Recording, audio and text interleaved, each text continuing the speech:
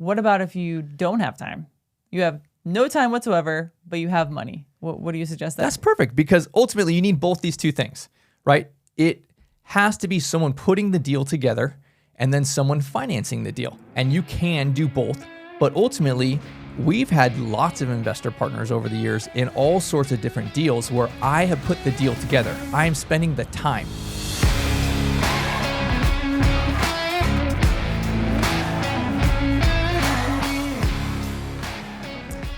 Welcome back to The Donkey and the Bee with your hosts, Brett and Laura Shotkavis. We got the donkey here and the bee, and we discuss all things marriage, entrepreneurship, and finances here. And finances seem to be a go-to for us. We seem to really like talking about money. We like talking about money. We do. People don't have their money together. Oh, that's true. Most people don't like talking about money. So, right? This is why we're here. Let's get uncomfortable. Exactly. Oh, that's easy for me. Let's break down some money. Let's do it. All right. So it's kind of was spurred off of a conversation I had with a friend. And I was talking to him about investments and what we were purchasing and how we're doing different real estate deals. And he's like, man, can I do that too? Like I was breaking down, like here's exactly our numbers, right? Here's deal by deal, what we're going through and purchasing and how our exit play is and what our cash flow and stuff is. He's like, gosh, and I won't say how much, I have this much, right? And he's like, can I do something like that? And it wasn't a ton of money, right? It was, I don't know, it was like 20 grand. You just said you were going to say how much. Okay, well, I said it. I needed to have some context. Okay. All right. So he's like, hey, I got this money. Can I do something like that too? And I looked at him like, yeah, of course you can. Like, how could you not? Like, it doesn't matter how much money you have. If you told me you had $20, the answer is still yes, you can do it, right? You could have 20 million and yes, you can do it. There is a distinction, and I explained this to him, and I think we should talk about it today. You need two things in order to invest. You need time and you need money, but you don't have to have both of them, right? You could invest time and money together, but if you didn't have any money, you could just have time, or vice versa. If you didn't have the time for it, you were focusing on your business, you were making more money, you had money, you didn't have the time, you could still do that. So I went on to unpack this. I'm like, yeah, dude, this is exactly how I would do it. I would do it just like this. If I had, this much money to do it, for sure. If you had no money to do it, I would still do it just like this. So I want to unpack this today to let people know, like, you do need to take control of your financial future, right? Like, I mean, we own an assisted living and memory care, and our grandmas and grandpas they're in their 90s, and it costs at least 500 grand just to die, right? Like, it is not unreasonable for it to cost you $1 million once you hit 90 years old, especially if you have dementia or something to that effect, where it's a very slow and expensive decline for years or a decade, right? Like, you got to have your finances together or else it falls on your kids. So from that perspective, I want to say, hey, here's how most people, they don't have, the hundreds of thousands or millions to invest in, all these different things. And I want to say, like, here's how you can do it without having all of this money. You just need to have some time. I mean, that's how we started. We didn't have money when we first started. We were working in restaurants, waiting tables, and figured it out. Because we did not have the money, we therefore had the time. And so we took that time to really educate ourselves in the niche that we wanted to invest in. And so I think if people are like, well, I don't have the education, I don't have the knowledge, I don't even know where to start, I don't know any of these niches, it's like a analysis paralysis. I think it's taking one thing at a time. We knew we wanted to invest in real estate, so I think we just started there. So we just started reading books. We started opening our phone on the podcast app and listening to podcasts. I mean, there's literally no excuse. You have so many tools in your phone, like literally at your fingertips. And so we just delved into that. And so we took the time to educate ourselves to then make an informed decision on, what to invest in. And then it just kind of just grew from there, slowly but surely, right? One thing led to another. Exactly. So there's so many niches out here that you can invest in, right? Like, I mean, I literally know people who invest in watches. They buy watches that are collectors and appreciate in time. I don't know anything about watches, so we're going to talk about real estate today because we've been in lots of different niches on real estate, And some of them we jumped into were like, no, that's not for us. And some of them like, man, we were going all in and we were building a team. We were going to scale this business. And when we first got started, one of the ones that were not for us was mobile home investing. And, but it was super intriguing because we had almost no money, and you can buy mobile homes, especially like not new modular homes, right? Like old school mobile homes from like the 60s or 70s, man, for cheap, right? Like It's real cheap. so we bought a few of them, and I swear we spent like $3,500 to buy one, right? And it was like a double wide. It was actually kind of big, 1973, 74. Bought it for like $3,500. It was in a park, so you didn't own the land, you own the mobile home, right? And they, it's very common. People running out of money, and you get evicted. And when you get evicted, you got to take your mobile home with you. And obviously, you can't just take your 50-year-old double wide mobile home with you when you leave, right? So you leave it and you literally abandon it, and then the mobile home park kind of just takes it over, right? Like, so there's this niche that I learned from a coach, and he's like, hey, this is what we do, right? We go when we buy, before someone loses it, like you get to at least pay them for, whatever you negotiate, right? Instead of them getting zero, they get this much money, right? And so that was kind of what we tried, and we bought 3 of them, and we realized, man, I hate this. It's not for me. It was really terrible. It cash flowed, but yeah, it just wasn't our niche that we wanted to really get into. But I guess for context, it took almost no money. We bought 3 of these up. They were like, okay, here's one example, and it was pretty common.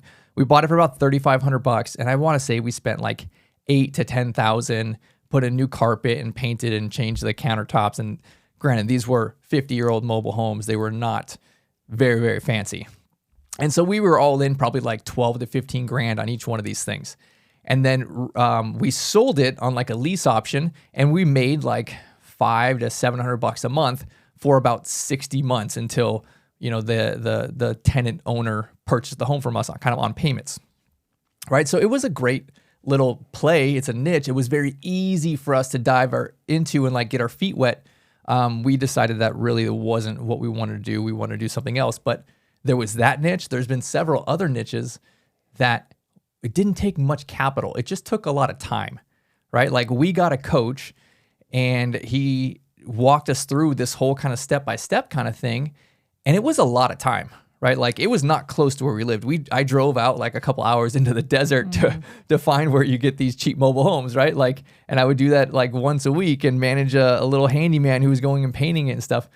But the point being, you can, wherever you live, find some type of way to invest, right? Like even if you got to drive 2 hours to do it, that's ultimately what we did those first few years, right? Like a lot of the deals that we could afford, we were living in Orange County, and it's a very expensive area of California, and none of the stuff we could afford, right? Like, so we were driving, through the mountains, over the hill to through the woods, yeah, to the middle of like Podunk Desert, right? Like, and we could afford to do some deals that they were very small. They didn't make a lot of money, but we were able to grow our knowledge base and have a lower risk option as we were kind of learning some different niches.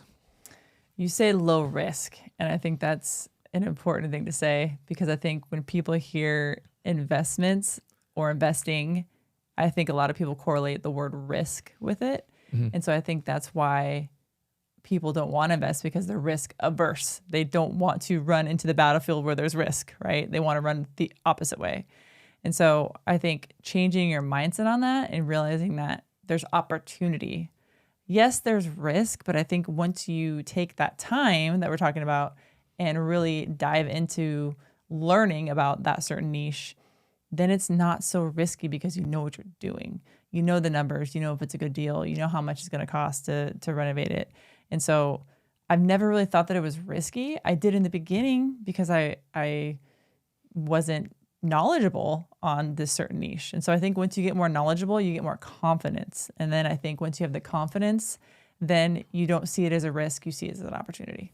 For sure. I don't think anything we do is risky. Yeah. I always come at an investment from this perspective. Here's what I anticipate the outcome to be, plus or minus this much, right?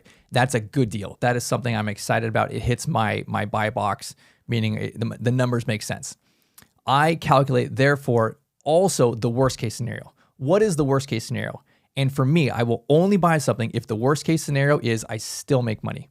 I might make just a tiny bit of money, but it is not possible that I lose a bunch of money, right? Like if it is possible, worst case scenario happens that I can lose all of my investment or something horribly bad for my family, that's a deal I pass on. It is either win or maybe just squeak by, right? As a worst case scenario, cool. I, in that perspective, got my money back and I won because I learned knowledge, right? I learned, hey, this was what I'm not going to do again next time. I still have my money back. I can try again. But you first had to take that big leap of faith and really apply yourself to that knowledge first. And I think that is the step where people don't even take that first step, I think, because maybe they're already in their mind thinking, oh, I can't learn that, or it's just that negative self-talk that we all tend to have at times. And so I think it's getting over that as well. This goes back to time. It's not like it was a weekend, right? It's not like we decided like, hey, let's do this and let's get a couple books on it, right? Like, and by Monday morning, we're ready to go. No, it was months of this and lots of books, lots of podcasts, paying for a coach potentially, finding people, going to networking meetings, meeting people who are already doing it, right? Like I was driving across the state, going to meetings, meeting people doing this just so I could pick their brain. Can I take you to coffee? I don't know anything about this, but you know what I got? I have time.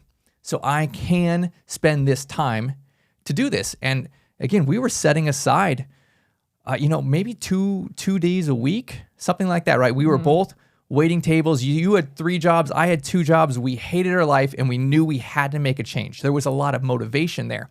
And what we had was time. We had one daughter, maybe no kids at the time. So we had weekends free. It's like, man, I am young. I can put aside 10 hours this week and find someone to teach me this thing. I am motivated enough to drive an hour and a half away to go to some meeting, hope I meet somebody who does this that can say, hey, Brett, here's how to do it, right? Like here, go do this, go meet this person. Here's an expert in this niche that you can talk to also. Okay, so we kind of covered the individual who doesn't have the money, but who has a lot of time on how to get started there. What about if you don't have time? You have no time whatsoever, but you have money. What do you suggest there? That's perfect because ultimately you need both these two things, right? It has to be someone putting the deal together and then someone financing the deal. And you can do both, but ultimately we've had lots of investor partners over the years in all sorts of different deals where I have put the deal together. I am spending the time. I have built the expertise, put the deal together, say, we're buying this, we're going to do this, it's going to be worth this, right? Here's your ROI. And I take that and I go to people who have money. They don't have time usually.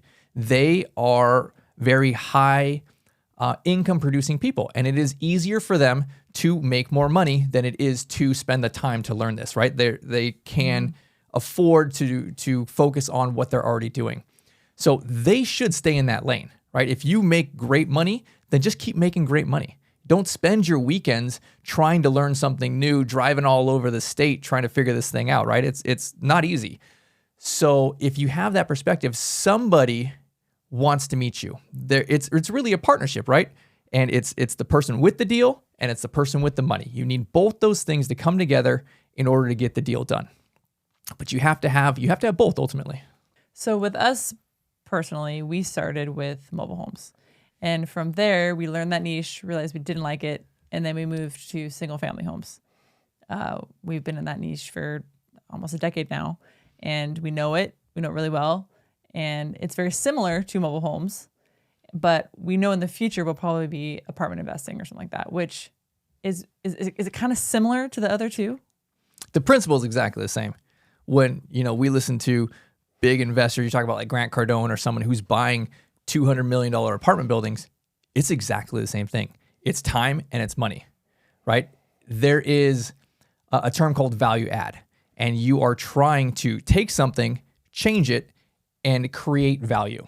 It is exactly the same whether you do a little deal, like that mobile home, right? I'm buying it for $3,500. I'm adding $6,000 or $8,000 to it, and I'm increasing the value by $20,000, right? It's exactly the same on the $200 million scale. You're buying something, you are changing something about it, right? You are increasing the rents, you are fixing something so that you can increase the rents. You're letting just natural time and appreciation in a specific market drive the rents up.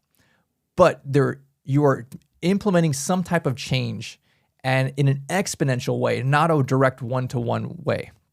So ultimately, you can do any size deal you want. The principle is always the same. You have to create some kind of deal with value add. You are spending time to be able to do that, right? People who buy big deals, people who do developments, they're literally spending their time building out these things. I mean, spending time for months, comping hundreds of properties, making dozens of offers before they get the one deal that they can therefore take to the investor and say, hey, Mr. or Mrs. Investor, you have the money. I just spent the time. Here's the deal. I'm going to combine our forces here. Here's this deal that I spent time on. Here is your money. Let's put them together. Let's do this deal. Here's what we're looking to get out of this deal. So there's this term that I like, and I call it investor math. And I think of it this way. I think of 2 plus 3 equals 10. It's not 2 plus 3 equals 5. What you do with investor math is you actually create wealth. You create value. You have some type of value add play. And that's really what we're talking about today. How to use your time to create wealth, to literally invent money. Like that's the value add here, right? So if you can say, oh, I'm going to buy something and I'm going to do something to it. I'm going to add some money to it, or I'm going to change it in some way, and it creates value at more than a 1-to-1 ratio. What I mean is that if, let's just say you bought something, a property for $100,000 and you fixed it up, you put $40,000 into it. The property, you do not want it to be worth $140 or excuse me, $140,000, right? That's a 1-to-1 increase. You want it to be worth like 180, 200, 250, right? You're solving some problem. You're creating a new opportunity. You're adding value, going from 2 plus 3 equals 10.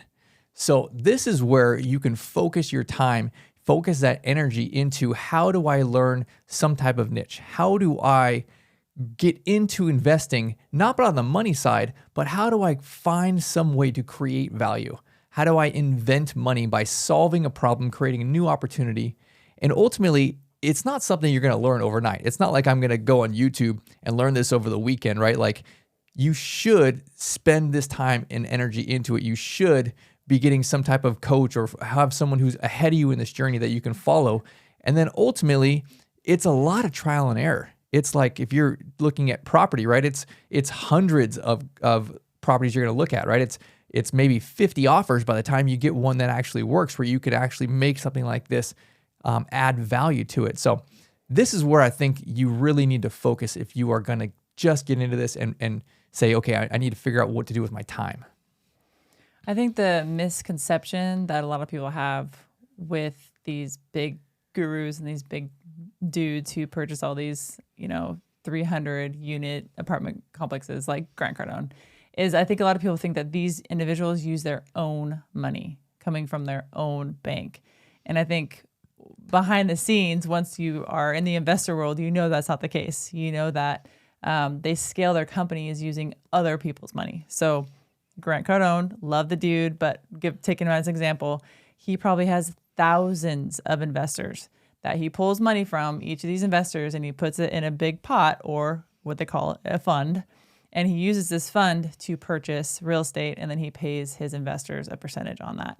And then he'll probably refinance, 2, 3, 5 years later, take their investors out of the game. It'll be under his own personal LLC. And, that's how he purchases real estate. So I think behind the scenes, people don't see that. They think he's just like this buco rich guy, which he is. But he got rich by utilizing other people's capital. That's right. It's all about the time and the money, right? You can literally scale this game by using these simple principles. How do I scale my time? And for us, it was like you and I doing this, doing every step of the journey, answering the phone calls, meeting with the contractors, finding the realtors. And then we're like, hey, you know what? We have more opportunity that we could do ourselves. Let's hire our first assistant.